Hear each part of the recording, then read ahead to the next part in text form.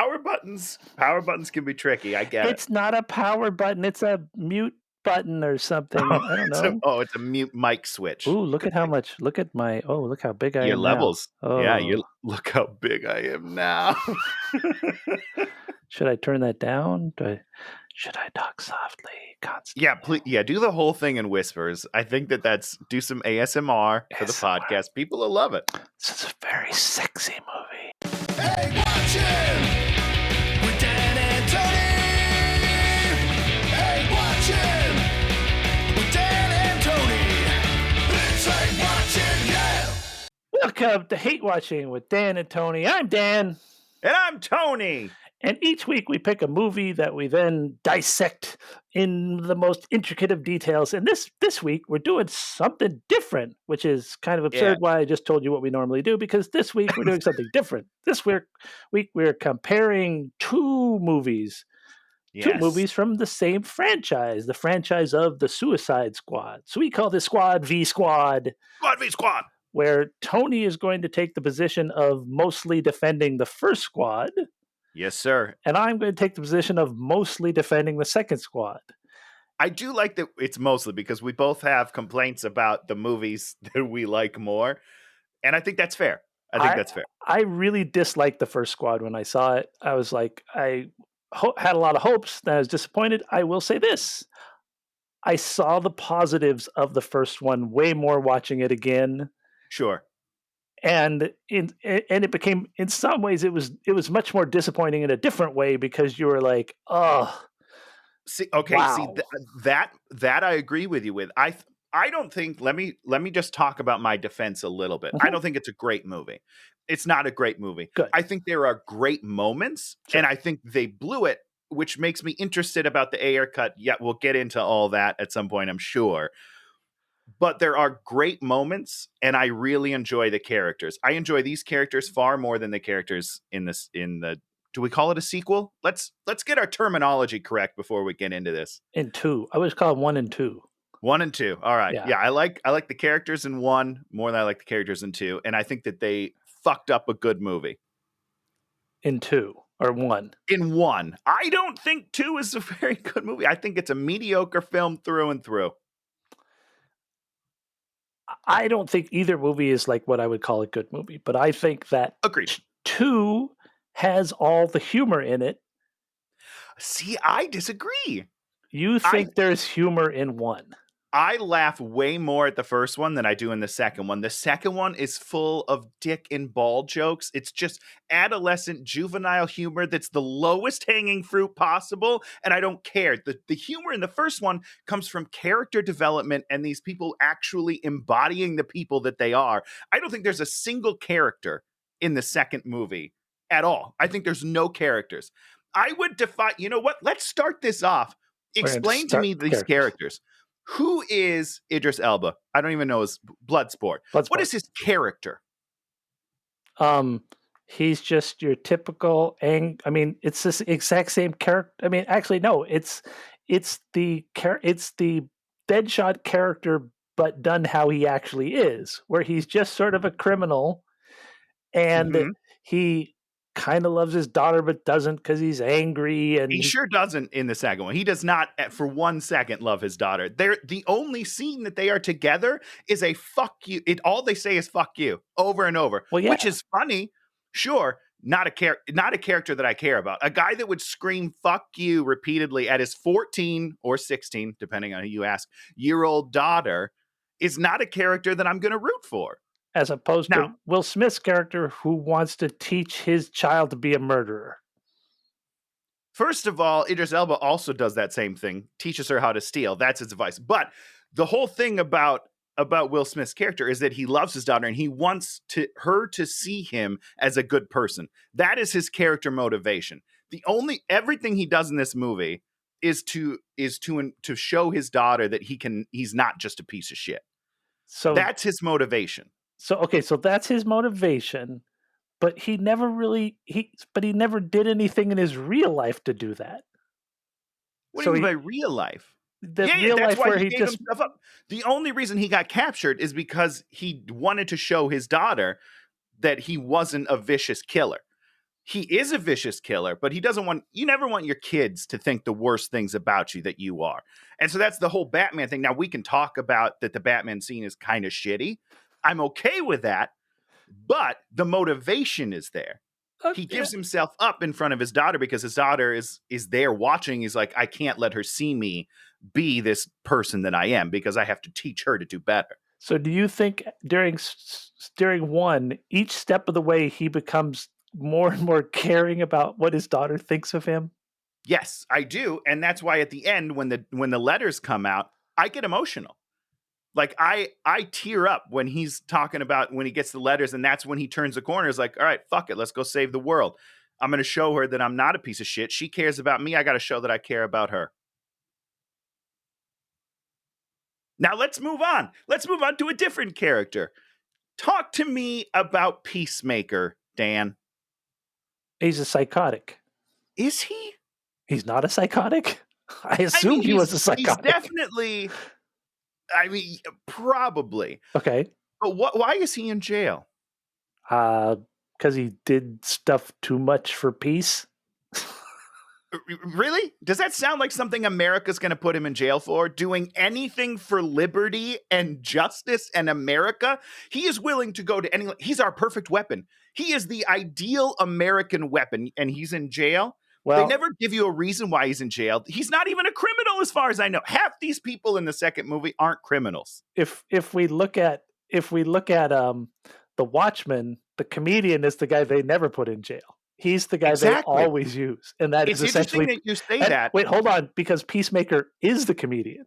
100%. I have a lot of parallels between Suicide Squad 2 and Watchmen. And I think that this movie would work much better as a Watchmen-esque movie where it's like anti-heroes as opposed to villains as heroes. Those are two very different things. An anti-hero is like a guy that does, gray things for the good of whoever he's fighting for. Villains are supposed to be people that do bad things, and now we're forcing them to do good things with the bombs in their head. That's not Peacemaker at all. Well, Peacemaker is actually... the truth of the matter is, we don't even really know that Peacemaker was in jail, do we? No, we do not. Exactly. Well, wait a second. Why is he here? What is happening? Oh, well, I don't even understand. But we know exactly why he's there. He's the second op. Right, but the first op is in jail. Idris Elba is a criminal, quote unquote, a criminal who they turn good. So who is John Cena?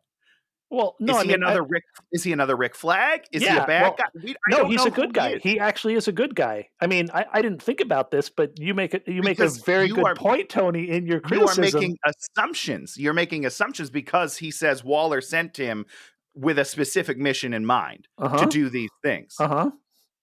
Waller never confirms any of this. I don't even know. Because he is. So you want like a 15-minute addendum where we have her like bringing in Peacemaker, who's America's greatest peacemaker, and just saying to him. So you needed that scene at the end of the movie. Problem between the two, everyone is applauding two, and maybe we'll get to the movies. I don't know. Everyone's applauding two because one of the complaints about one is there's too many introductions. I understand that complaint. I get it. 2 has 0 introductions, and I genuinely don't know these characters, and I don't care about them. The only characters I care about are the people I know from the first movie who actually have character arcs that carry over, which is why I think this is a true sequel as opposed to a soft reboot. Well, I will say this. I think I just rewatched the ending battle because I wanted to see the turn where Amanda Waller turns on them and see how that's handled, which I have to say I hate beyond comprehension. And there's so much. Both movies got Amanda Waller so wrong. I can agree on that 100%. So unhappy about who Amanda Waller is. Yep, she sucks. She sucks in both movies. But because Viola she is Davis, great. She's great. She does what she's supposed to do. I just 100%. Don't agree with what they're with. Yeah, the characterization. I don't understand. Let me rephrase that. I don't understand with the nuance of her, where they make her a piece of shit, and she's not a piece of shit. She is you have to. I read all the comics. The old comics, the originals that these are all based on. Not, I don't know what they've done the past 20 years, but the originals in the 80s and 90s, that's what I read. And Amanda Waller is a get it done person. She doesn't care about the villains and all that, but she's not a monster per se. They make her into this weird monster, and both movies have the monster moment. Yes. In 2, the monster moment is when she's like, "This isn't our problem. Let this city die." Oh, she has 2 monster moments when she talks about killing his daughter or whatever. Maybe not killing, but she's like, "You have no idea what I'll do." And I But you was see, like, I don't like that." I'm okay with that because she would say that because it's a You think it's a manipulation. tactic. It's a I don't tactic. I I'm took not that as a sure I agree manipulation. with that. I get that if that is the case, then I'm okay with it. I just didn't feel that. I felt like, "Oh shit, she's gonna kill somebody." Well, you felt like that because the second monster moment, she is the monster. And so that makes the first monster moment makes you think look back and say, "Oh, Oh shit. she would have She killed definitely this would have done it. guy's kid." And that's what you call that is bad character stuff. And so her monster moment is let this city die, which what should have been is she should have got a call from the brass saying, she should have called the brass and say, "There's this monster. What the fuck?" Or the And brass they're should like, have come "No, in, and the brass is the one who's going to say that, and she's the one who the says, man," "Fuck if you you. will. I'm not going to let this happen," because 100%. it leaves the squad in this insane. Not the squad. Her team Her team, yeah, tries in to the office. kill her. Which To s- unfortunately brings about my literal favorite part of the movie. Mm. I think I wrote it down in my phone. But the lady who hits her with the thing, and then she yells at the guy, Go it's like, "Get onto something, you dickhead!" get on the That's the funniest computers. moment of the film. But I agree, it's ridiculous. It And doesn't make any sense. and then in Squad One, we have the absolute worst Amanda Waller moment where she kills her own people in the room as she is being rescued for no fucking reason. Yep, and she's like, "They're not cleared for this," and it's like, "Why? Huh? Why?" This is your command center where you're running a thing and they're not cleared for the thing that they are running and Doesn't make any it sense. doesn't make any sense. And that Were just you always gonna kill them then? That's my question. Like, are you just I don't know. and Doesn't make any sense. and when you make her adverse, I mean, it kind of leaves us to like, well, whose side are we on? And I guess you are okay with being on Deadshot's side. I know Deadshot's from the comics. He's like zero emotion man. So I agree. when they make him into, I care only about my daughter, it sets up this frisson in the first one, which I always had a hard time coming. I never came to terms with that. You It's never came like around. he's either a cold assassin and he does it for his daughter, but he can't shut it off, or it's like I have a hard time seeing his transition to hero. I'm listen, I feel like that's a great point that we could talk about and argue about, but I think it's fair. I think that's totally fair. My counterpoint to that Sure. is, are you telling me that you find Idris Elba's storyline more palatable? I I find the turn that occurs where they're standing out there and every other villain's ready to walk away, and Idris Elba hears the screaming deaths of the. Actually, I really thought it was Ratcatcher that made the turn, and that would have made a lot more sense because she is not a monster. It would have made a lot more sense. But they Yes, made it because in. again, she's not a villain. I don't She's think not she at did all a villain. anything. She has like this loving moment where she remembers her dad, and her dad's like, "Oh, the mice are lowliest creatures, but they're important too." And she's like, "Now I'm important." Great moment if we're talking about heroes that are like neglected, not people that are villains. That's not a villain storyline.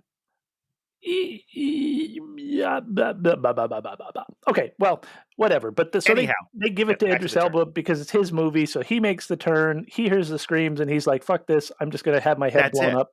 You're like, He okay, does the turn because the script tells him he needs to do the turn. yeah, It's not a character moment. That's why, and love it or hate it, whatever, you can disagree. The Will Smith moment where he's like, okay, I have motivations from this movie that my daughter is reaching out to me in these letters. You've had these letters. Let's get through this alive, and I'm going to see my daughter again. At least that's a motivation. okay. So then we'll go to the other people involved. What is their Okay, motivation? Let's great. let's I'm let's with you. now There we're is none. there is none. Squad One with Harley Quinn. You're just like, wait, what? I don't understand any of this. It is the worst. I don't know if it's the worst, but she's batshit crazy in that movie. No. She's batshit crazy, but she gets the bomb out of her neck. Well, not She- out, just diffused. Diffuse, whatever. Yeah. And then she's on the ground, and then she rejoins them, and then she like rejoins them again to go and solve the problem. And I'm just like, Harley Quinn would not rejoin them again to solve. She rejoins them because they are her friends. And bear with me, it's that moment when she's on the car after she thinks Joker abandoned her. So, well, no, she thinks Joker's dead. She doesn't think it's an abandonment. She thinks he's dead. I think that originally it was supposed to be an abandonment. I'm pretty sure I read this somewhere, but regardless, you're right. In the movie, very different movie. If Joker abandons her, completely I'm different. pretty movie. sure in this AR cut, that's what happens, and so Interesting. she is like hurt because she's been abandoned. And they kind of made it so he's dead, and that's why she's sad. And I disagree with that entirely for the rest of her story arc. But regardless, she's like all sad because she lost her pudding. And Will basically like extends a hand out to her, and she's like, "Oh, we're friends." They have like this a moment where there's very little dialogue. It's all in like the eyes and the characters, and that's why she rejoins them. And I'm like, great, I'm on board. We can talk about the later when they finally decide and it makes less sense. It's fine. It's fine. I forgive it. You forgive the thing that makes no sense, where they're marching to their deaths for no real reason. Yeah. So yes, so when Bloodsport makes the turn and then everybody else makes the turn, it made a lot. I was like, I bought that 100%. I'm like, they would all make that turn. Harley would, and then Harley's like running. I'm like, oh yeah, I like this. What's interesting to me is that the only reason I don't buy it in the second one is Bloodsport. Oh, sure. The fact that he's the first one, I'm like, nope, I'm out. Completely out. If you'd have made it Ratcatcher and then he was like, great. It would have made perfect sense. I'm in 100%, but you didn't. You didn't. And so that's a problem for me. Okay. So let's see. Let's just talk a little bit. Okay. So the Suicide Squad 1 starts with a bunch of introductions, and they introduce everybody with like these songs. House of the Rising Sun, Rolling Stones, Sympathy for the Devil, You Don't Own Me. You loved it because of that, right? Dan, I do. And I understand that is a contentious point of view to have. And I know people don't like it. But my thing is, we do like it. We just don't like it in a movie. Like, because it is the whole first 20 minutes of that film is a long trailer. It's like a 20-minute movie trailer because I'm pretty sure I read that they hired the company that did the trailer for this movie to re-edit the movie. Pretty sure. Oh. Yeah, so there's a whole layer. There's a lot of layers to this onion of the first Suicide Squad, whatever. But I had a great time because I'm just like jamming and I'm like, yep, that's a fun character. Look at these colors. Look at this music. I'm having a great time. Okay. So, yes. So, automatically when you buy House of the Rising Sun, when you buy Sympathy for the Devil, you buy a package of emotions, and it's you know what? It's always going to be effective. And I think that's the problem with one, is that it starts off with this packaged stuff that you're just like, I'm loving this, I'm loving this, I'm loving this. And then you have Act 3, which is so horrible. So, Dan, and then you have the Joker. Do we want to talk about the Joker now? I mean, we have to talk about the Joker because I still like this movie in spite of the Joker, and that's really hard. I will admit that fully. But here's my problem with it. He literally lifts right out of the movie. Like, the majority of his scenes could be taken out, and then the movie's much better. It's hard to argue again. I can't defend the Joker stuff. I can't do it because I hate it. I think he's garbage. It's the worst interpretation of the Joker of all time. How do you defend that? I don't know how to defend that other than to say, if all of that was lifted out, but we still got him rescuing her. Like if he was there in the beginning when she gets taken and then he comes and rescues her, we don't see him at all in the middle. Great. I'm okay with that storyline. Here's what I'm going to say. Yeah, talk to me. You're acting like it's just his characterization that's the problem. Interesting. There's the script that's the problem. Oh, what is going on in that strip club scene where she's dancing and then the weird guy comes in and then they're being all contentious for a reason that is You mean Common? When Common Oh, comes is in? that Common? Yeah, it's Common, baby. Here comes Common, and we just like we do not know what is going on, and then Joker like gives him Harley, and we still don't know what's going on, and then I don't. Do they kill Common? I don't even remember what happened because They I, do indeed. Yeah. did he do something? Was Joker just being? Joker was just Well, what so happened is he weird, actually rejected Harley. Common was but he like, couldn't. But he "No, had to reject. that's your girl, Joker." It's a terrible scene, Dan. Joker. It's awful. It's so bad. So is that? Do you think that is not going to exist in the Ayer cut? I unfortunately think there's actually more Joker stuff in the Ayer. Because I think Ayer thought that he was doing like a character drama, which is fine. But from my Well, understanding, there's a lot more Joker in there to like make it make more sense. I just don't think it's going to work. but the whole thing about it is, it makes sense. It makes sense, but it doesn't make sense. You know what I'm saying? I 100%. Yes. It's like I understand how someone would write that all in a script and think it was okay and then shoot it as if it was okay, but it's not okay. It's not a character. It's just like randomness he's just the embodiment of randomness to be random. And so Well, it's so just weird. Just like, what? I don't care. it's interesting you say that. The idea of the Joker, I believe, is chaos for chaos sake. Which listen, I know I'm not I am defending it a little bit, I guess, but I don't like it. So yeah, So take then that for what it's worth. let's scoot over to Harley. Harley in one love affair with Joker. They do the plunge. I really like the plunge. Plunge was really nice. I thought they laid out Harley really well, and you're just sort of like, oh my god, this movie. And I think what a lot of people don't realize is not don't realize, but don't give this movie credit for is he gave her room to be Harley, Yes. and she frickin' ran with the ball. Can we at least agree that Harley steals both movies? No, because Oh. I think the mini Harley movies that exist within both of these movies are great, Okay. but I think that there's a bunch of stuff in two that I love desperately Interesting. that Okay. I do not have the comparables in one.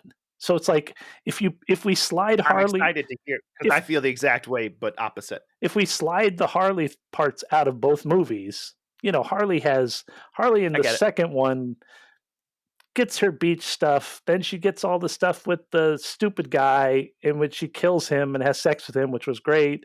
And So then great. she gets her escape and battle versus, the torture thing, which is great. And then her third act Yep. thing is great. It's all like, this is all great. All her junt time, all her jokes land.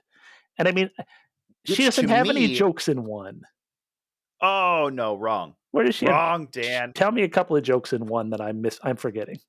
The first joke is the voices in her head, the ones that just pop out to me. Voices in her head. Okay. Great joke. I love it. When she's getting walked out in the wheelchair and Ike Barinholtz is like, "Hey, tell the Joker I'm going." She's like, "You're so screwed." Great joke. There's a lot of, but they're not jokes, and that's the difference to me. Is she is funny through her character as opposed to being like, I'm jokey, which is James Gunn. It's so jokey, and I don't feel like any of it lands in the second one, except for two people, which is of course John Cena and Harley Quinn, Margot Robbie. When she gets Those are the only two that land. When she gets on the plane and it's like just had to go to a number 2, you're like, oh my god. She would say that, but that's the only like blue joke that I enjoy in the whole movie, pretty much. Such a good joke. But there's so many. Then she's bumping everybody with her bag. It's like, oh, I know, it's great. So good. It's She's great. So she is great. So I agree with you, Dan. Let's take her out of both movies. I mean, yes. All we could say about her is positive things. She's beyond beautiful. The character is all there. She's charismatic, charming, funny, but insane at all the right times. And you're just like, oh my god, she's a beast. She crushes it. She crushes it. Like she's so great in this role, and I'm one of the people that love Birds of Prey. I think it's one of the best, if not the best, DC movie they've done. Okay, let's see. David Harbour hiding out in the first movie. I didn't remember that until we watched this, and I was like, really? Hiding Good for out. you, guy. There he Great is. job. So good. So you were not a giant fan of Batman's appearances in one? I believe I've talked about this on the podcast, Dan. I am a huge Batfleck supporter. Big time. Totally wasting this movie. Why is he in this movie? Because they just wanted it to tie in. I mean, I know they had to tie because and that's one of the things that like frustrates me a little bit is that to a certain extent, Ayer's hands are pretty tied when going into this movie. James Gunn had no ties. Clearly had no ties whatsoever. And I feel like that's unfair to Mr. Ayer. But I don't think they add anything to this movie. So Captain Boomerang, kind of a wash between the two movies. I mean, yeah, he doesn't he's have great anything. in the second one, and they kill him. Yeah, listen. I don't. Spoiler alert, I don't like Jai Courtney. I've never seen anything that I like him in except for this movie. I don't think Squad movies.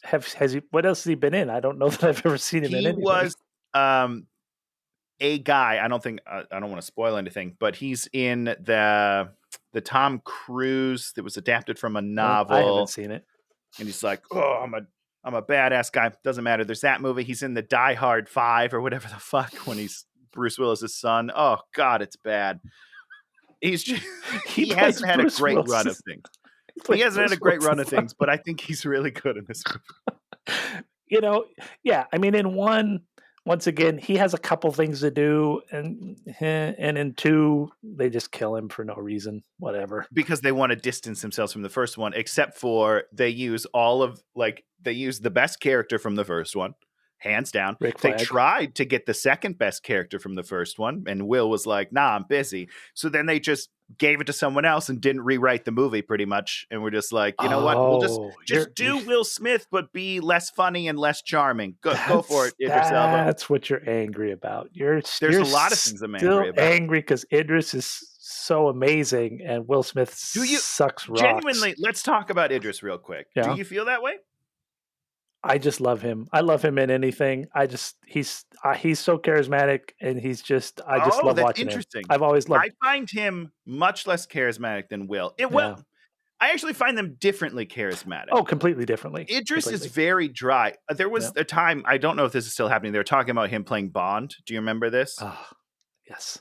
Perfect. That would be amazing. That's a great role for him. Dry, sexy, like charismatic in a quiet way. Will is like a charismatic and like this power, you know what I mean? I'm funny, I'm charming, I'm sexy. Great. Two very different things. And I feel like this movie would have benefited from Will, in my opinion. And I'm just like on our last one with Tom Cruise. Tom Cruise and Will Smith are the same person to me. And my general dislike of that person over time has made me dislike their work more and more over time. You know what bothers me the most about that, Dan? We're gonna do that goddamn movie with his kid one of these days, and that's gonna be your punishment for liking Will Smith. That's your punishment. Don't make me watch that movie again. I saw that opening weekend and I almost cried. And that's when a person like Will Smith does their dream project, and that dream project is that piece of garbage movie that actually is probably not even worth talking about, because we could just talk about it in 30 seconds, where the bullshit, which is like, don't have emotions, don't be a human being, is like the premise of the movie. You're just like, this is your premise? This is insane. Yeah, it's so painful to watch that movie. You're right. We should probably do it someday, but I'm not ready to go there now. I wonder about that movie because I just don't know if we actually have enough bad to say about it. To say? Because it's just, there's so nothing. That movie is like, try to make yourself into nothing. Yeah, well, you ended up with that in this movie. Great job, guys. Great job. Okay. So Captain Boomerang, we're just going to kind of go, we wish we had more in both movies. Agreed. Killer Croc, I don't know. Here's my problem, and I know you're going to disagree. Okay, let's Killer Croc versus King Shark. Let's go, baby. Thank you. That is my thing. I think it's a wash to me, and that is an insult to Killer Croc or Killer. What's his name? King Shark. King Shark. that's an insult to him because he should be way better than I think he is in the movie. I think he is completely wasted. He's got a great joke in the beginning with the book that made me laugh. And then I don't care about him at all up until he sees the fish. Well, that was, I kind of forgot about that scene. That scene It's was a great nice. little scene. Great little scene. Um, Doesn't matter to the movie. and they attack him. That was very funny. Yeah, it's all very funny, but it's just so wasted. But it was interesting because when we get to the scene in 2 where they kill all the rebels, which I just rewatched that whole scene. Yeah, we'll And talk there's about that. Well, we'll talk about it. We'll just go through it now a little bit. It's maybe you didn't find it funny, but you know when Peacemaker walks by the one guy, it's like stab, stab, stab, stab, stab. That's my second favorite part of the movie. I'm so glad you brought it up. You mean that John stabbing Cena, or that scene, the whole scene? just the stabbing part. Because I mean, I don't know whose idea that was, but I don't think I've ever seen a murder that funny before. He just fucking ham, bam, bam, boom, and then leaves it stuck. Unbelievable. What a visual. The rest of that scene, hated it. That one moment, I love. You hate it when he jumped up on the roof and then is walking across that roof. I mean, You love that. I was turned on by it. Yes, I was like, you loved whoa. it. Shut up. Hello, John Cena. And so then they go through there. They go through the camp. You didn't like when Polka Dot Man, we first see his powers and he destroys the tower? I have a strong dislike for Polka Dot Man. I think he's the worst character in the movie, which says a lot because I also think that they totally dismiss Ratcatcher for way too long in this movie. But that was my point about that whole thing is like we have like 3 minutes of the Peacemaker and Deadshot trading shots and everybody else is just like literally out of frame. Yeah. And then Polka Dot Man takes down the tower and then we come to the people, which of course, how did they not hear the noise of what was going on? Yeah, it's a firefight, Dan. They're in a tent. And they're burning people alive and like you didn't hear any like there are a lot of James Gunn does a lot of things. You're just going to give that one a pass? Unfair. No, I'm not giving it a pass at all. It bugged me. I give the first one a pass on a lot of things for no reason. But then they get to the tent and then everybody's looking in there and then King Shark spits out somebody's finger. And that's the whole everything James Gunn does is in service of the joke. Right? Exactly. He had to have all this stuff and then had to have King Shark stick his head. Even though King Shark was going to eat Ratcatcher at the beginning of the movie, she's in love with him at the end of the movie. You're kind of like, I would be very hesitant about hanging out with King Shark. I would not be hugging him. Characters aren't characters, Stan. They are literally setups for a punchline. Yeah. That's how I feel about everything in this movie. That's not a movie to me. That is not a movie. At least the first one has characters and emotions and they try stuff. Yes, the movie ends about 2/3 of the way through the movie. Wait a second, and Tony. I'm okay with that. Yeah. Lady Ghostbusters. Isn't that what that movie is? Not eating the Pringles. You 100%, loved that. 100%, but I feel like they do it way better. Because so you're mad because you didn't like the jokes? I mean, part of it, yes, but I'm also mad. And here's where it gets a little murky on my feelings. I think this is a fine movie. Okay. I don't think this is a bad movie. No, Let me be. I feel like I've said that, but if I haven't, to be clear, I don't think this is a bad movie. It's not 91% and an 84%, and the other one's like 13 or whatever. That's not. No, they are right to me. They're pretty much equal films. I just like the characters in the first one better. Your problem is that the first one's third act is so terrible. So bad. Bad. A terrible, terrible third act is just going to kill you. It's just going to kill you. And, I agree. And this movie is funny. And although you may not agree with the humor or, may not be toned the way you would like it, people are appreciated it. And they got, now we're gonna veer off and we're gonna talk about 2 as the most spoiled movie of all time and why so much of it wasn't so much fun because they already told you everything that was going to happen. And that's the other reason why Harley sort of rocked is because her scenes weren't completely spoiled in the trailers. Correct. So we got to enjoy those as Harley moments and everybody else's movie was spoiled. I mean, everybody's. Which is interesting to me. on a couple levels. One, because movie trailers have gotten out of control, and I think we all agree. Like they spoon feed us so much stuff in the trailers that they're like, now they're definitely going to come to the movie. That's not what it takes, guys. I don't think. I don't know. I disagree with you because Oh fuck! Does it really take that much? no people.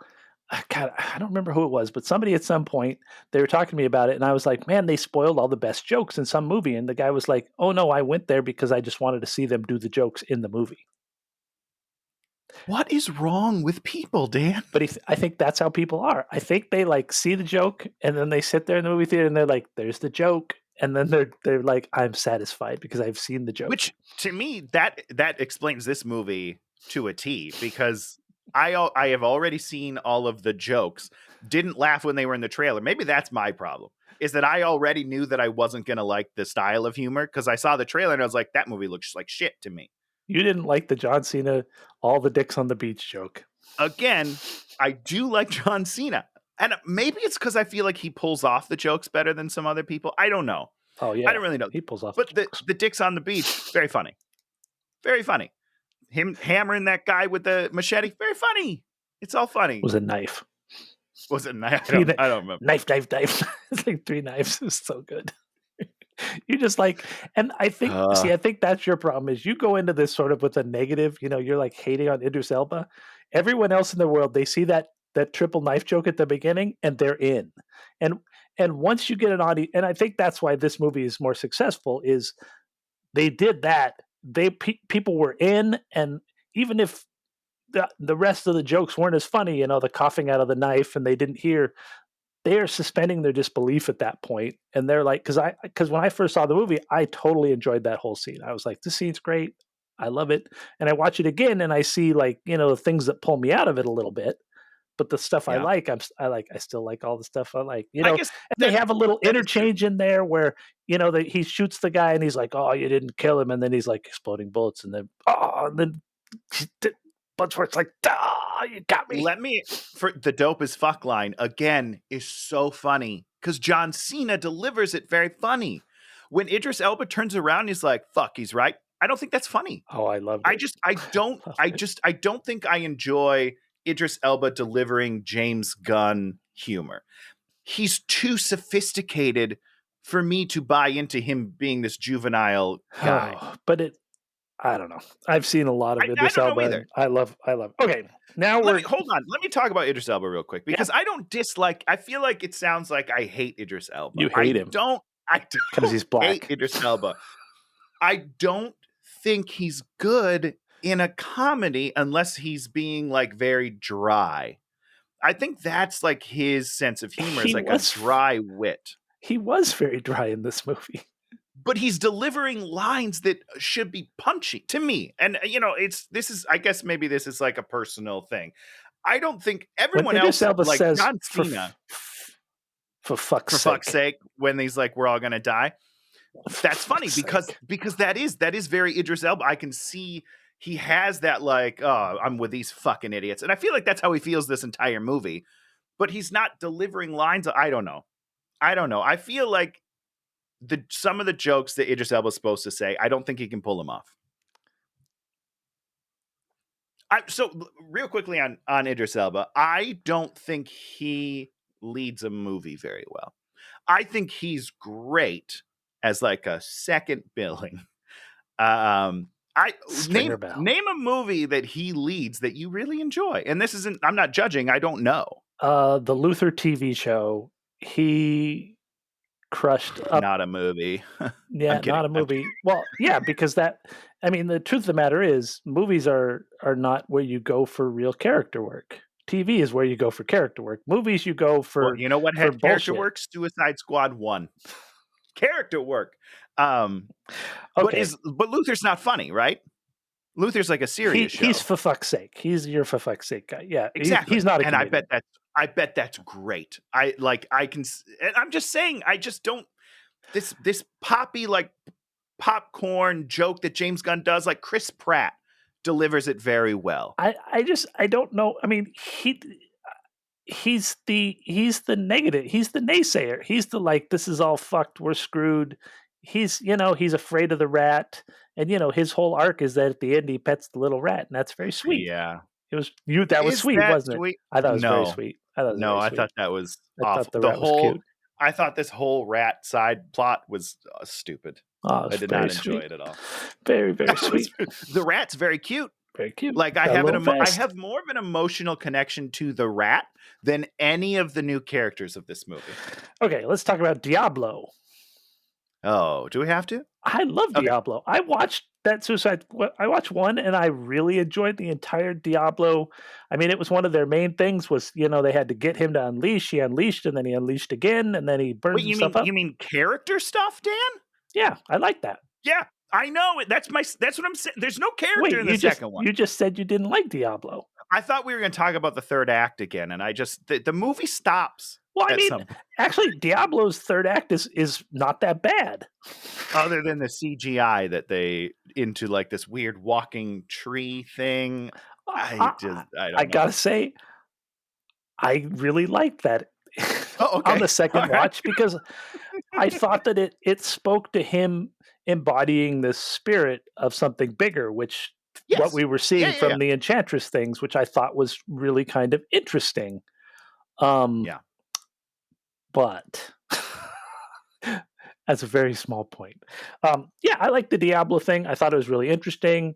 I mean, it was kind of silly them keeping him in like a cage in the yard, or, a thing in the. That's weird. Well, listen, I don't believe a pacifist either. You know what I mean? I'm going to give you something, Tony, that you're going to love. I watched. Oh, okay. Watching one, the guards were always getting beat up and mussed up, and it was very dangerous to work at that prison. Very, very dangerous.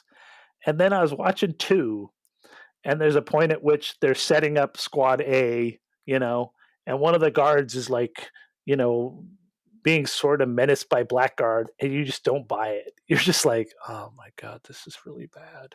It's really because nothing is played real, Dan. Everything is in service of the joke. That's not a movie. I don't know how many times I can say that, people. Wait, you can't. It's not a movie. Play everything in service. So wait, so Lady Ghostbusters is not a movie?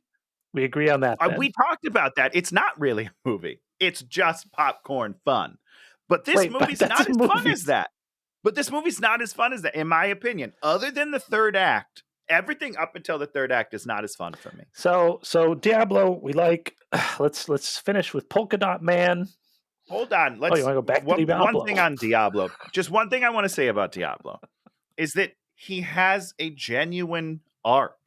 He has character. He does. He murdered his family because he can't control this power inside him. He's become a pacifist, and now they need him to unleash. Like it's a thing. It's a real thing. There are no real things in this other movie. I don't understand why people hate it so much. Other than the third act, let's not talk about it. Well, I mean, okay. So moving on. We did Diablo. Are you? I mean, any more Diablo you want to talk about? You want to talk about? I'm Team Diablo. The one where Will Smith pokes him and makes him burn up all the bubble monsters. And then guess what? They do a fun joke afterwards. Jokes. There's jokes everywhere in this movie. Okay. So, Polka Dot Man. Yeah. What about him? Didn't you? I mean, weren't you kind of intrigued when his face was blowing up with polka dot energy? Weren't you like, holy fuck, what the fuck is going on with this shit? Visually, enjoy the character. Yeah. Character. Not a character. Why not a character? Who is he? What is he? He's just my mommy. So first of all, every character motivation in the second one is parental issues. Every single one of them. Ratcatcher 2. Oh, I love my daddy. Blah, blah, blah. Idris Elba. My dad locked me in a cage with rats. Polka Dot. My mom experimented on me and I've got color bubbles. Why can't they have their own problems? Everyone's got the same problem. They have that bonding experience on the bus where they're like, that's your problem. That's my problem too. That's your problem. That's my problem too. We all have the same problems. Okay. The whole Milton thing. Did you like the whole Milton joke part? That was great. I did not until the callback. Good callback. because Good callback. because great call. One of the better callbacks I've seen in recent, like when she calls him Milton. Not my name. Not my name. See, you thought that and was again, funny when he said "not my name." You thought that was Idris funny. Elba being name. dry and sarcastic, A+. When he has to do these jokes They're great. that he's on John Cena, can't do it. But the Milton joke doesn't make any sense. It is the most that we've seen Polka Dot talk the entire movie. It's so out of character for him that it drives me crazy. Well, I think what you're saying is that that whole joke setup is based on information we've never gotten in the movie. What Right? I'm saying is it's played for a joke, Dan. Well, yeah, you set up a It's joke. not it doesn't come from character. If he had ever talked to Milton before in his entire life, or we even see him talk in general, up until this point, he's been this weird, like, my mother experimented on me. That's it. That's all he says the whole movie. And then all of a sudden he's like, it's Milton. He's my best friend. But we talk all the time. You guys don't remember. Where's this coming from? Nowhere. But you love those kind of jokes. The Pringles. You love that joke. I like it Comes because from they nowhere. come from the character that Nowhere. we've seen before. Oh, she eats a lot of Pringles? When she pulls out the Pringles, she's zany. That's like her thing. She's like, I'm wacky. I'm Kate McKinnon. I can do anything and you'll believe it because I'm doing it. This guy hasn't spoken 4 words in the movie. And now he's like talking like he's a regular guy. Sorry. No, you didn't set that joke up properly. You're just playing it for a joke. Totally missed. But the callback, great, because it's something that we've seen. Now I'm going to ask you a big question, Tony. Yes. So you're not going to want to answer this one because I know But I'll try. Rick Flag in movie 1, Rick Flag in movie 2. Which Rick Flag is better? I call bullshit, Dan. And let me tell you why. 2 reasons. You call bullshit on my question? No. On Rick Flag.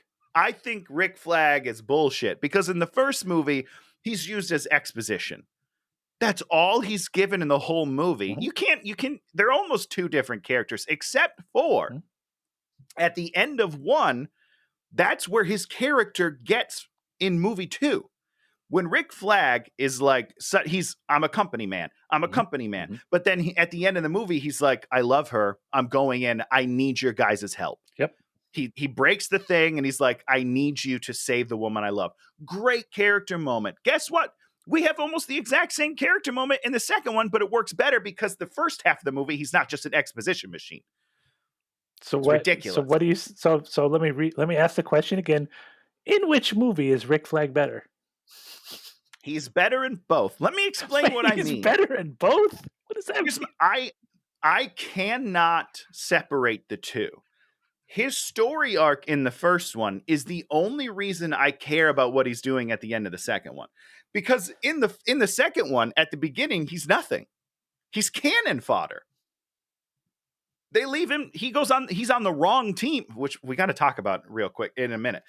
He's on the wrong team. He's left for dead. And they're like, all right, go get him. He's barely in the movie.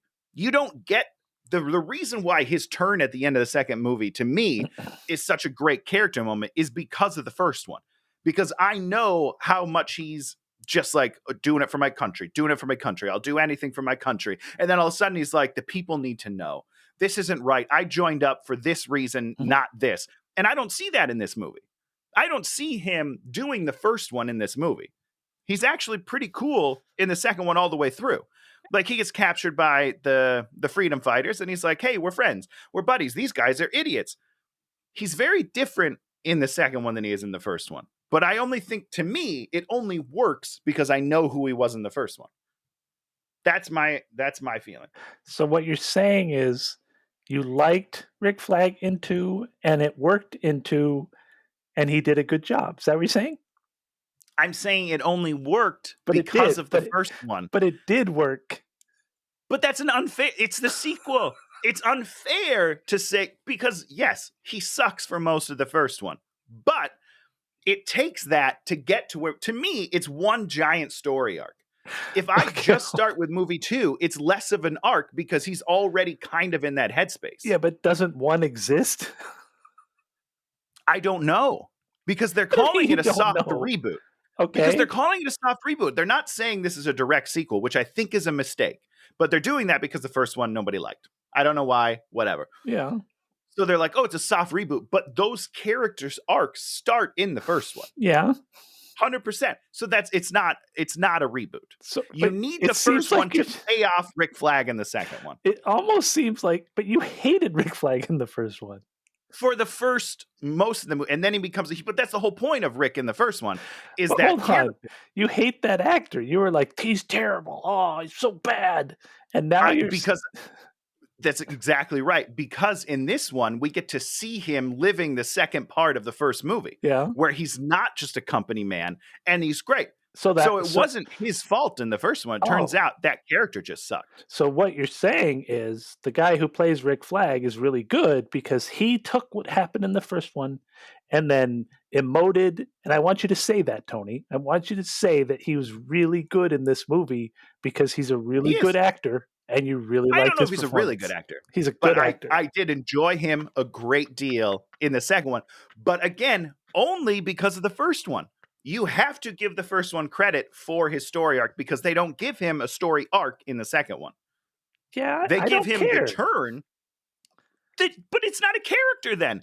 If it's just the second one, it's an empty shell of a character. If it's both, it's a great character arc. But that's the whole idea of movies is they make the first Captain America movie, which I didn't care about. And then the second Captain America movie is not good. Incredible because it pays off all that stuff. I don't then say Chris Evans, it doesn't count because I wouldn't have had those feelings that the first one had existence. You're like, I have those feelings. I'm not saying it doesn't count. Hold on. I'm not saying it doesn't count, Dan. What I'm saying is you can't have the great performance of the second one without the first one. Let's give the first one the credit it's due, which is not happening. Remember, I'm not arguing that Tony. This is a bad movie. Tony. I'm arguing that they're both fine. You're arguing that the fans are wrong. Correct. I don't. Yes. What do you care about? What the fans are the stupidest people on the planet. I care deeply. I care so deeply, Dan, because Who cares this movie. What the stupid fans think? Because this movie has been dread. People like Rogue One. I don't say that they should be executed for liking Rogue One. Rogue One's a terrible movie, but I understand that people like it because people are stupid. Okay, hold on. Let me clear something up. I'm okay if you like this movie, but only if you also like the first one. That's my point. So if you hate the first one, you have to hate the second one because they're directly correlated and they are of equal goodness up until the third act. I just feel like the first movie is unfairly maligned, and I'm here today to set the record straight. Oh, you make me so happy. You're so insane. We're not going to even talk about Enchantress because that is... I mean, what is there to talk about? I mean, Carla Delevingne, one of the most beautiful women on the planet. And a great actress and charismatic and wonderful. And you're just like, oh my... Not in this movie. I had not even realized she was in this movie until we started doing this. And I was like, holy shit. This actress that I love... sometimes we pull the short end of the stick, Dan. I mean, tough. It's what you do. You sign up for these movies, and then you have to wear this plastic piece of headdress and become like this third bonus character in the middle of the movie that makes a machine that does a thing. What? Not only that, but first of all, she's a terrible archaeologist. She's terrible at her job. She breaks the thing that she finds, and then she gets infected. I mean, come on, guys. Okay, now let's see. War Pigs. Yeah, that's the other thing about one is like we have like all the intros, and then we like bring in like 3 more characters like in the middle of nowhere for no reason. We bring in Katana, but everyone's and upset about that.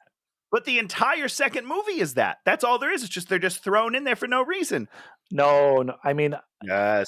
Structurally, the second movie makes more sense from a standpoint of like characters. I mean, I wrote down the second movie. Team A setup, Team A fail, Team B setup, kill rebels, go to bar, go to Jotunheim, big battle. That's the movie. Yeah. The first one is meet team. Team goes on mission. Win mission. Shorter. But in the middle of Look, that, we add bonus team of like these characters, and then we have Katana, whose sword steals souls, and her husband's trapped in there. And we have this one scene where she's like, "I'm sorry, husband, you're trapped in the sword." And poor and Katana's then like 3 feet tall. It's kind of embarrassing. we never get a payoff. We never get a payoff of it. But that's neither here nor there. What about that surveillance Boomerang, where Boomerang has a camera? I assume that's from the comics. I don't know. I assume it's from the comics. They wouldn't just make something like that up, Dan. No way. Okay, power. Let's see if there's something else I'm going to say here. Flag, we don't want you here. Let's just go. Flag has daughter's letters. Deadshot is a hero. What? Harley, all come. What? Surveillance Boomerang. Well, Harley just joins up because she's crazy. She's crazy. She's like, I'll go. So, which is funny. Let's talk about the conceit of having 2 different missions that are occurring. Right? Okay. What's the mission of the Suicide Squad in the first movie? Their mission is to retrieve a target from this city that's been overtaken. So they're in, I don't even know where the city is, but they're in Belle Reve, right? Yeah. So, I mean, I feel like Louisiana. it has to be around there, right? I have no idea. So why is Amanda Waller at the top of this tower? Why is she there? Because that was always their command center. What do you mean always? Which is like that's where she's working. So which is why. So that's where she always works on Task Force X. I mean, for whatever they're doing right now, that's where she was at the beginning. Yes. No, I mean, so that's where her office is. Her office is 24/7. That's where she reports to duty, not at Belle Reve. Well, she does. Yeah, she doesn't work at Belle Reve. No. She doesn't work at Belle Reve. So she has these offices in this tower, and then that's where, and in the same city, this is where Enchantress does her whole thing, right? Well, because she's holding Enchantress captive. So they came in. So Enchantress let her beau go free. He's like this big dude. Brother. So she is. So what's her? Amanda Waller. I got to learn names to make this more clear. Amanda Waller has set up shop in that city because that's where the monster is. So she set up that whole thing after Enchantress started doing her thing? So, yes, after Enchantress frees her brother, step 1. In the subway. Then they need to contain that area. So Amanda Waller sets up comms, I don't know what they call it. Okay. Base. A home base nearby so they can fight this target. Yeah. Then Enchantress escapes and tries to blow up the city with a giant sky beam. Okay, so basically she has set up this brand new place to deal with what's going on down in there. Yeah. And then she decides that she has to bring people in to save her. Why doesn't she just have a helicopter? I mean, the amount of time it takes to bring set up a whole Suicide Squad and bring them here, they have to like roll them out on carts and have them do dressing in front of everybody. You can't get there with a helicopter because of the sky beam. But they did get in there with a helicopter. No, they got outside, and then that's why they had to walk a couple blocks. No. You are wrong. When they arrive at the thing, and they immediately call a helicopter, and they walk her up to the top of the building. And that's when the Joker shows up. I remember that. I think they're blocks away. I think they walk. And, well, hey, that didn't work out, did it? Joker took over the helicopter, now they're all dead. So your plan didn't work, Dan. How about that? So stupid. It was the dumbest thing ever. When the big reveal of what the mission is to rescue Amanda Waller. It was like literally the dumbest thing I've ever seen. I like it because it's a nothing mission. That's why they got chosen. Because Amanda Waller's like, hey, what's the word for expendable? What's the most expendable team we got to come get me? It's these guys. If they die, we'll try again. Tony, let me ask you a question. It's a jack-off mission for a group of bad guys. So, in other words, her best idea is to send the most incompetent people to save her from dying. Yes. Most expendable team. Because I assume, and again, this is me making assumptions now, just like we make assumptions in the second one, because the second one don't make any sense either, is that she probably called for help and they were probably like, nah, you're out. You didn't leave when we told you to leave. Now you're stuck. It's the government. So they're like, we're leaving you for dead. She's like, get my team ready. In my opinion, that's where the movie just dies, is when you realize that's what their mission is, because you don't understand it. You're like, I don't understand. If their I mission, understand it, great. I just told you. did you? Okay. Okay. Yeah, it makes perfect sense. Next, let me see where I'm at. Let me get my things. Okay, so that's the mission. Then we start the second mission, which is to go do the bomb that they thing, whatever. So they got to take out Enchantress. That's the end of the movie before. How did Killer Croc? Okay, we can't argue the third act of that. Let's talk about suicide. But we're gonna have to a little bit, I think. Up until they reach Enchantress, when they go into Enchantress, that the movie's over. They shouldn't have that in there. Skip that. Blowing up brother just with this one landmine, people swimming in and then pushing the button on a landmine. Like, doesn't that just kill them? Doesn't that just kill you? Where'd those people go? They just Where did die. they? How did they get away, Dan? I don't know. Okay, we're going to talk about one. We're going to talk about one thing. What is Deadshot's big moment? What is the thing? What is the thing that he has been brought on to end up shooting? Why is he necessary for the plan? You mean according to the third act? Yes. He shoots the bomb in the air. Shoots a bomb. Yeah. And Killer Croc throws a bomb. Again, Deadshot shoots. I thought he shot her. I had to rewind it, and you can see this little tiny bullet go, bullet. No. He shoots the bomb in the air to destroy the machine that makes the lightning. Yeah. Well, listen. In their defense, and this is a very light defense because I hate the third act of this movie. Yeah. But there were a lot of sky beams happening at the time. It was like the in thing to do. So they just kind of jumped on board the train that had already left the station. Yeah. Flag crushes the heart. She comes back to life, which made me unhappy. I thought that was bullshit. Amanda Waller, thank you. Oh, you don't think she should have come back to life? I mean, we don't deal with it in the new one anyhow, so I guess it doesn't really matter. And then we end the movie with Will Smith, whatever his name is, teaching his daughter how to murder people, which I thought was really a sweet moment.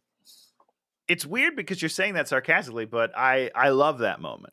I think it's a great full circle for his character. He's teaching her math, Dan, not how to kill people. It's just the only way he knows how to explain those things.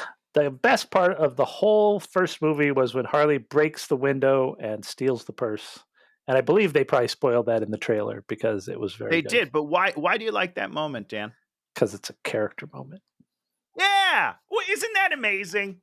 Isn't that incredible? Because give me one moment, 2 moments, because I can't give you one moment. Give me any other moment other than the shark. What's his name? Why can't I remember Killer Shark? King Shark. King Shark.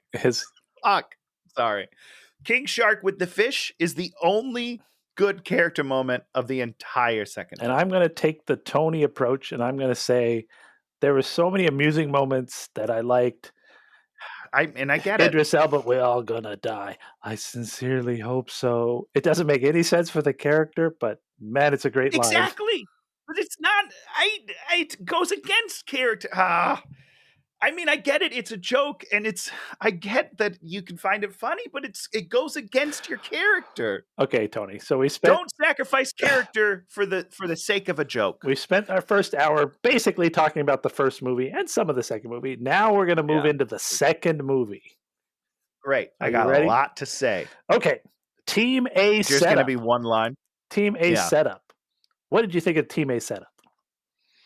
I loved it. Other than Pete Davidson, I wish that this was the team throughout the whole movie.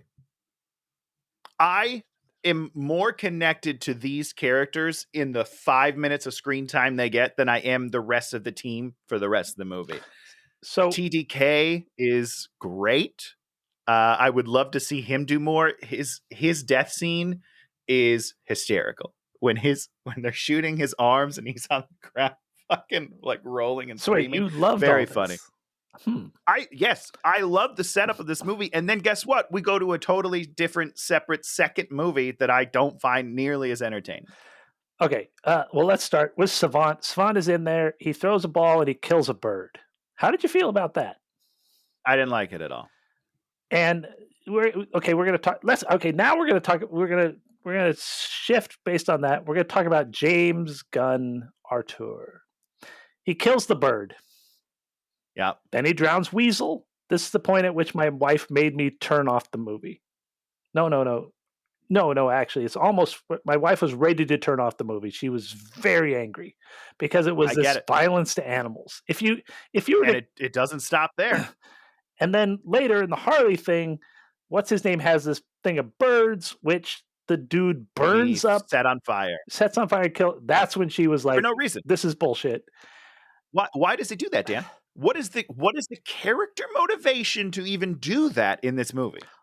I think, and we've probably talked about this on the podcast.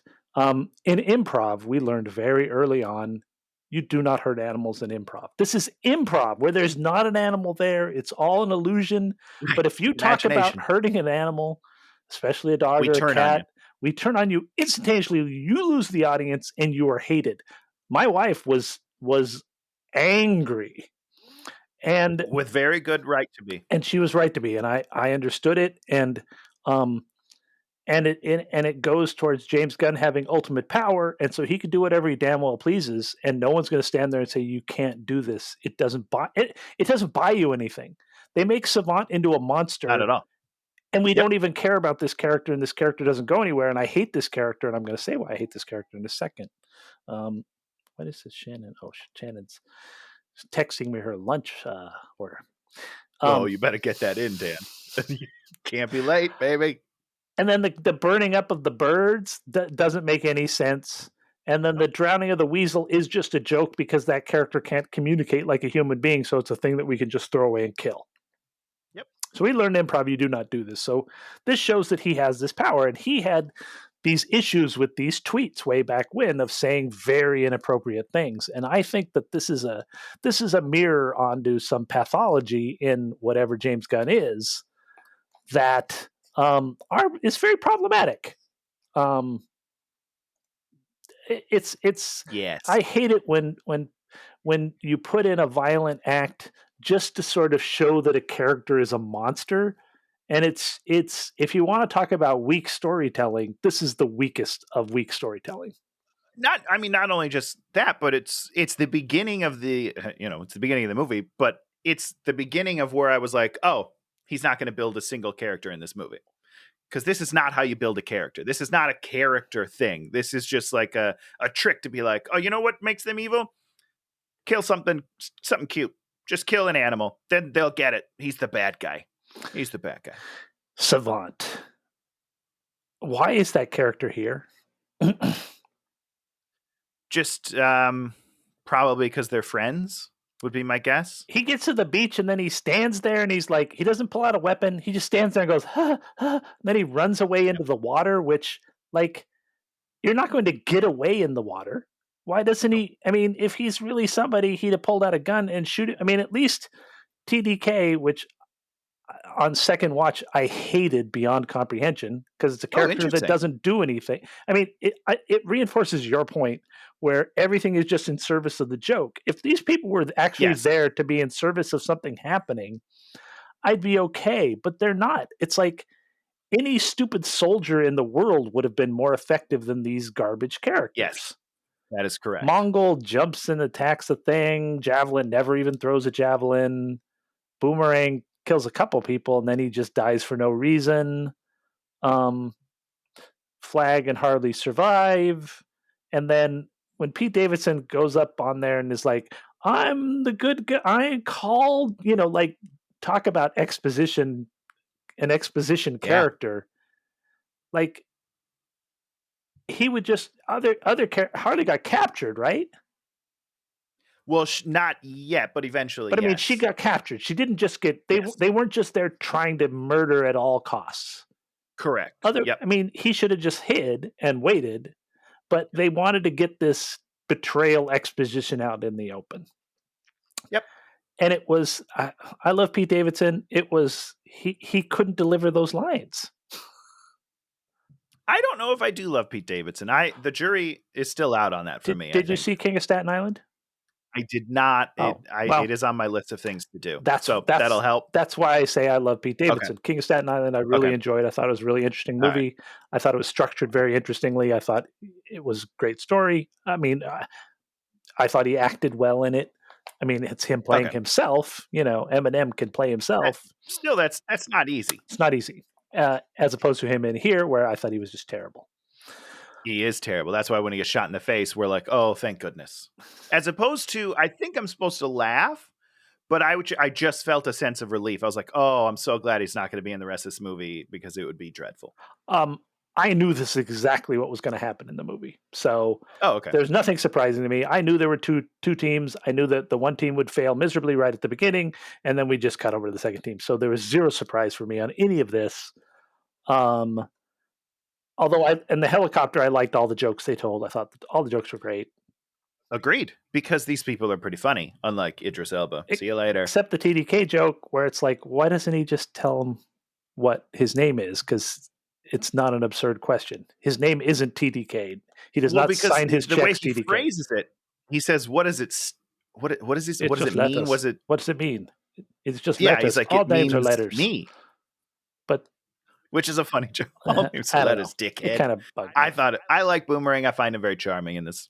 Well, I thought Boomerang jokes. I just thought having the TDK guy not explain what his name is absurd because people would always ask him that. I mean, do you know why it feels weird? Because it's in the service of the joke that follows it, Dan.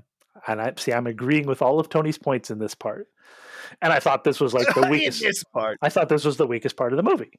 It didn't do anything for me. And then the savant thing where he doesn't even pull a gun. He doesn't show that he has anything. And these are literally the most underpowered characters ever. It's like, what were they supposed to do? And you sent Rick Flag. I think they are supposed to die. But she sent Rick Flag and Harley with them. I agree. It doesn't make any sense, Dan. I'm just saying, to me, it seems like that's the suicide mission, and then the other one's supposed to survive. I don't know. So I was a little, considering like the guns and weapons that Bloodsport has, and these guys have nothing. And it almost felt like there was an implication that Amanda like wanted this to happen and allowed it to happen. That's what I'm saying is, yes, I think that's exactly what it was. Which, once again, a bunch of subtext that never was text. And if you really wanted this movie to make sense, you should have made that text because we need to understand that if that's what Waller does. Yes. But once again, and I'm going to completely agree with you, Tony, it only works in service of having the characters split up. So you put, if that's the bullshit team, well, you put Flag and her on that so that then they're split up and then they have to reform. But that's bullshit because you wouldn't have done that to your good characters. You should have made a plot that actually makes sense why your good characters are split off. That is correct. But they didn't want to do that because they wanted this whole joke beginning, which I was annoyed. Great. This is what I'm going to say real quickly, Dan. This is a story problem on par with the Amanda Waller thing for me. Mm-hmm. But this has happened in the first 6 minutes of the film. Mm-hmm. How do you even enjoy the rest of the film at this point? Because Idris Elba appears on screen and good stuff starts happening finally. I just disagree.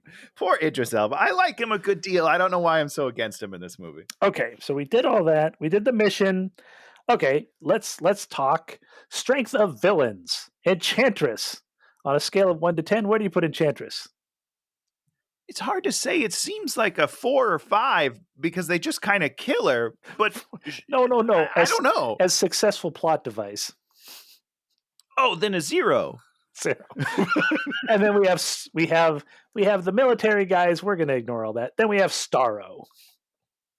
10. 12 maybe. I love it. I adore it. It's great. That is one of two things that I think this movie does better. Starro, we all knew Starro was coming. We knew it was Starro. We knew everything. Starro shows up. You're like, this is beautiful. Still awesome. The special effects are beyond gorgeous. The look of this Looks movie, great. oh Yeah. just everything about it is just beautiful. Not everything. Oh, what I this have from? Okay. I have a fairly large problem with Ooh. the final with Act 3 Okay. in that everybody, the entire army gets taken over by the starfish on their face. Shooting a lot of those starfish out. Dan, let me ask you a question. If I threw something, I don't know, say like a giant blue starfish at your face, what are you going to do? How are you going to react? Are you going to maybe I'll probably go like block it? this. Yeah, you'll probably move your face a little bit. You're not just going to, oh no, it sucked onto my face. I did not see that coming. That bothered me. I mean, it is what it is. It's fine. It's a third act. You but- gotta get through it. You can't. Yeah, we it can't was go through a just- whole thing of how each and every army man deals with the starfish. Yes, I know, but it was just a little ridiculous. And I think I would have given it more leniency if I was enjoying myself at this point. But this is actually like the beginning of my enjoyment. Sure. So it kind of started out rocky, but then, skyrocketed. And we Polka Dot Man blasts off his foot. It was great. And then he gets squanched, and then the shark goes and bites him, and then he gets squanched, and then Harley's going this way, and then we run out of missiles. It was fun. Because it's an actual team battle. Yep. Which, listen, I love the first one. I'm going to say it. There's that just doesn't exist in the first one. It's not a thing. The first Act 3 during the battle is them standing behind pillars, being shown illusions about how their lives could be good. And you're just like, oh, please. Any filmmaker out there that might listen to this, do not ever have a scene where we do the illusion of the perfect life, because we hate it as an audience. It is so boring. We hate it because we already know what they want. It's not like this is a revelation to us. It's like, yeah, no, this is exactly what they've wanted the entire movie. Why do you need to show this to me for like 8 minutes? Doesn't make any sense. Okay. So with villains, one movie has a real villain, the other movie has a situation that we'd rather not think about. Okay, secondary villains. In the first movie, we have the black bubble head monsters versus sort of the corrupt people on the island, and then the Thinker. Yeah. A scale of 1 to 10, black bubble monsters that you can just kill instantaneously. I mean, I don't mind them. I don't care. They don't do a whole lot other than to show Will Smith can shoot a bunch of people very quickly, which is a great scene to me. When he's on that car and he's just fucking blasting dudes. Love it. I think that's great. Tony, as a plot device, it's fine. You love that because you love him being watched by everyone in amazement. You're like, oh my God, look at that. Yeah, because he's better than you, Dan. Not you. That's the Tony. That was the Tony's dream is to stand there and have everybody look at him like, that's Tony. No, my dream is to stand next to Will Smith while he does that. That's my dream. I want to watch Will Smith in real life. Him lovingly.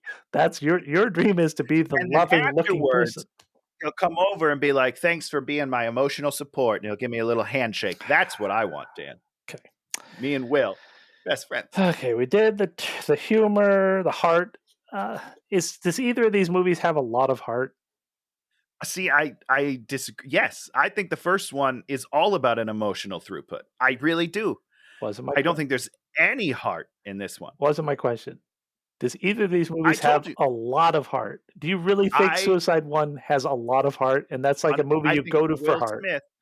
Will Smith has the heart of that movie. I cry. I tear up in that bar scene. I do. I will tell you, Naomi did not. She did not tear up, but I did.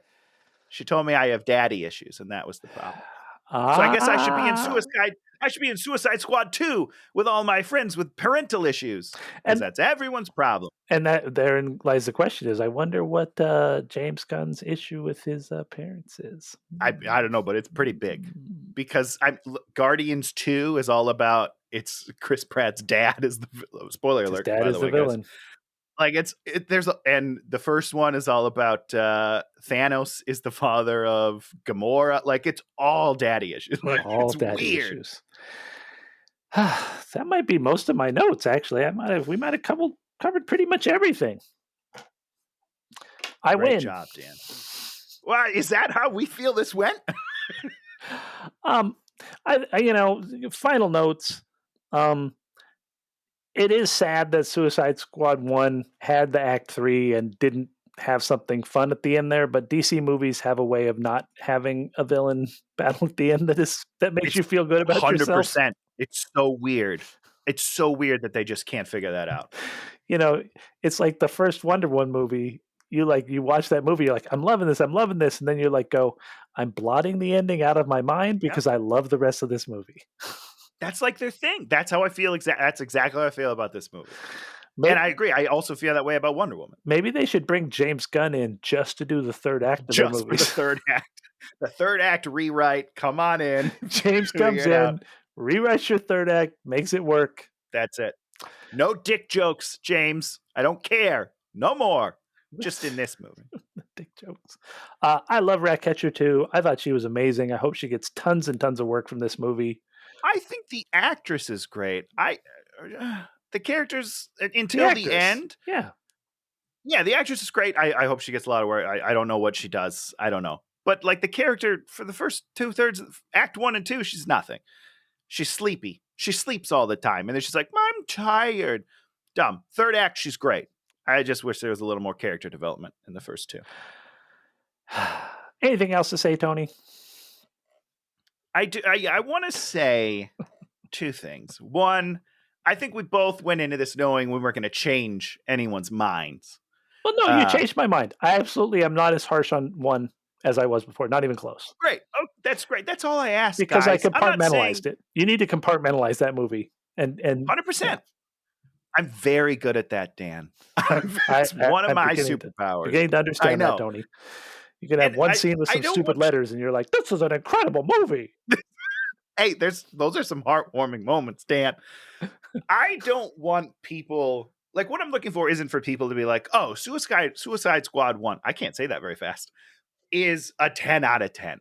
That's not what I'm arguing here. What I'm arguing is that this second one is not 60% better than the first one. It's not. They're both mediocre films. You can find one funnier than the other. It just depends on your type of humor, it turns out. That's what I learned today, which is fine. Tony learned about humor today, finally. I just want the hate to stop. It's not going to stop. It's not that bad. Never stop. It's not that good, but it's not that bad. Let's all be kind to each other. Nope. I love you all. Too much hate in the world. Everything's black and white. Good movie or bad movie. That's it. We should just start this. We shouldn't do all the talking. We just say good movie or bad movie and then be done. End a podcast. People might watch it more. Good or bad. All right. I think I've talked enough. Thank you for this, Dan. This was cathartic. I'm not going to lie to you. No, it's good. I thought it was interesting. But, and the funny thing is I'm enjoying 2 more than I did after I finished it the first time. When I went back and watched the stuff, I was like, oh, okay, I really enjoyed this. And if I was going to watch 2 again, I would just skip the whole beginning and just start right when Idris Elba reaches the beach, because I'm like, this is when the movie begins. Yeah, and maybe I'll do the Dan Goodsell edit of Suicide Squad, and I'll just cut out. I'll watch that. Cut out all the Amanda Waller stuff and just do the squad stuff. She's a monster. So now is the point at which we talk about something we like this week. I'm going to do a twofer. The first is our good friend Brett Moline just dropped his comedy musical special on YouTube called The One. His name is Brett. It's under his Genuine Jerks is the name of his channel. And Genuine Jerks. He's doing the thing. And it's like a 20-minute thing with like 4 or 5 songs. It's great. Brett's great. We've known Brett for a long time. I love him as a comedian. And hopefully he'll get some eyeballs on this, and that'll be good. My second pick is I watched all 3 seasons of Glow this week. Oh, wow. Well, I watched The Hunt and fell in love with Betty. What's her name? Crocker. Gilpin. And then she was in Glow, and so I was like, "Oh, watch Glow." And then I watched all 3 seasons of Glow, and I'm angry that they're never going to be a 4th season. It sucks. Did you watch Yeah. The Hunt? I did not watch The Hunt. I've seen Glow. Does that help? Did you watch all seasons of Glow? I have not finished the 3rd season. 3rd season, I definitely fast forwarded through certain plot lines that I had no interest in Sure. watching. But Glow is amazing. I loved it. Yeah. Oh, it's a great show. Very fun. The Hunt is also really. I remember you talking about that last week. Oh, did I give it to it last week? Okay, maybe I did last week. I don't know. You might have just said that to me personally. I don't know. Whatever. It's hard to be sure. So all those things, and then there's like I watched a bunch of good stuff this week. I love weeks like that. Yeah, I'm just like, oh man, I could do this. Another thing, I'm doing too many. There's this documentary. I got to talk about this. Please, yes. This crazy guy in like Wyoming or someplace got all aggrieved at the town that he lived in, and so he bought this giant tractor, and then he reinforced it with metal. He spent like 6 months reinforcing it and making it into like this monster thing, and then he attacked the town with this tractor. What? What? This is real? It's all real. Holy shit. What? This was, I think it was in the 90s. Oh my God. Maybe in the 2000s. I don't even remember because this was like 2 weeks ago. I almost did it last week. Sure. It's called Tread is the documentary. Okay. I don't know. It was on, I think it might be on Amazon. It's on somewhere for free. One of the things we get. And we just ran across it and we're like, oh, we'll watch this. Just super fascinating about this asshole and how he becomes aggrieved with this town and then goes on a rampage, knocking down buildings and shit. It's insane. It's beyond insane. Oh my God. Yeah. So Tread. So well worth watching. What are you gonna do? Yeah, we're watching this other show called Dr. Foster, which is a British show. Also really interesting and good. Dr. Foster. That was my British. Yeah, it's good, Tony. So what do you have for us? Thank you. You can do 1 to 5 things since I did 5 things. Yeah, anywhere in that range. Mine's just one, and it's really just a follow-up to last week where I said the trailer for Heels looks great, and it premiered last. Oh my God, Dan, I love it so much. It's beautiful. And it might be a little early, but I'm calling it right now. # Emmy for my boy.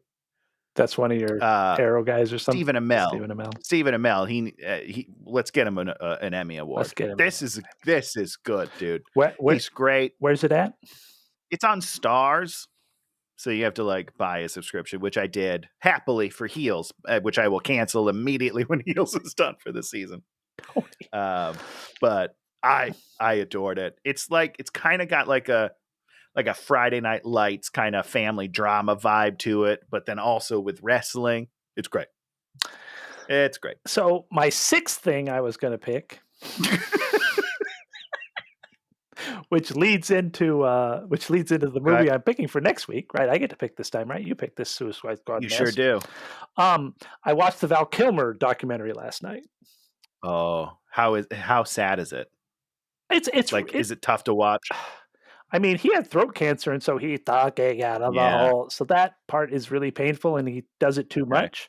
Most of the documentary is narrated by stuff he wrote, and then his son does it, and his son is incredible at it. Oh, okay. So it's really, you're just like, maybe you could have not spoken through this whole thing and just had him do everything. But there's an ego involved, and it is his ego. Yes. A lot of really interesting things. He should have gone into comedy more, but he went to Juilliard and became obsessed with acting. And he's way too obsessed with acting, and that's a giant problem. Yeah. And then he ended up doing this Mark Twain thing, which looked really interesting that he wrote. That's like his final thing he did was a one-man Mark Twain show that he was traveling around, and then that's when he got the cancer. It's pretty sad. Can you see it somewhere? Was there like a recorded? I don't know. I did not look that up. But it looked like it looked like that was sort of where he should have been I think Top Gun sort of screwed him up because but it's great. He was great in that. So they're going through all of his movies, and one of them stuck out as a movie that you and I could do. Well, a few of them stuck out as movies. I was really thinking about Island of Dr. Moreau. We're not going to do that one. Him and Marlon Brando. That one is terrible, and I believe I saw it in the theaters when it came out. No, we're going to do the fantasy masterpiece classic Willow. Oh my god, I haven't seen Willow since I was a kid, Dan. I've never seen it. I how old am I? I'm 36. I probably haven't seen it in 25 years. Something like that. I'm excited. I'm excited for this. I was looking and we get it free somewhere on Amazon or someplace, and it's like the extended version, and it's 3.5 hours long. And I was like, is this movie really that long? It's only about 2 hours long. Okay, I was like, I don't remember. Would I be able to sit through that as a kid? Whew. I was like, did they make a 3.5 hour movie that they put kids through? Oh my God, what the fuck? So we're going to the land of Willow. I'm excited to see where this nets out as an adult. Yeah, I'm interested to see someone that, it's good that you saw it as a kid, so you have kid feelings that you're going to take in there. And then, Yeah. I mean, I don't know if, I might like this movie. I have no idea, but all the sort of clips that he showed in the documentary, it looked freaking terrible. Pretty ridiculous. Yeah. I'm excited. Yeah. And I'm a little nervous, but I'm very excited. Excited and nervous. I don't want to take like all of my, I don't want to go into it with a certain headspace. I want to try to be neutral. I have a tough time. You have a tough. I am very good at that at this point, where I'm very easy. Like I went into Suicide Squad and Suicide Squad 1 and came out with a much better opinion of that movie. Which I did not do that with the second one. Which did not happen with The Mummy. Oh, The Mummy. Oh, idiots. Idiots. Yeah, and I mean, you take these two Suicide Squad movies and you put them next to The Mummy, and you're like, these are two masterpieces. And they look brilliant. Thinking of The Mummy, since I didn't really say anything truly negative about either of these movies, can you say anything good about The Mummy? Yeah, remember I liked that one scene where he like drives back to her and then he's like, she's in my head. That was it. Just that one moment. But more importantly, that's a good bit. It's not even. Yes. It's like in a good movie, this would be a good moment. But it's like in a bad movie, you're like, oh, wasted good moment. Yep. Like use that in a different movie, guys. It's good. Good idea to steal for a good movie. Yeah. Because this movie. And they didn't even use that to any kind of real effect. Not at all. Not at all. Classic. Yes. So Mummy was great. This has been Squad v Squad. If you like what v Squad, if you like what you see or hear, call us. Tell us about it because we want to see what you're seeing and hearing. We'll put our personal numbers on the bottom of the screen for Here's my phone number. Feel free to call anytime, 24/7. I'm here for you. Although my phone is generally muted, so I wouldn't hear or pay attention to you calling. Amen to that. Like, subscribe. Do all those fun things. And, if you're interested, come back next week because we're going to be back here next week unless something catastrophic happens to either of us or Tony has to stop this because he works so hard. Nah, never going to happen. I'll just quit my job. I don't need money. I need a podcast. Something important like a podcast that gets viewed by people. 6. So that is the end. Come back for Willow, everybody. See you next time.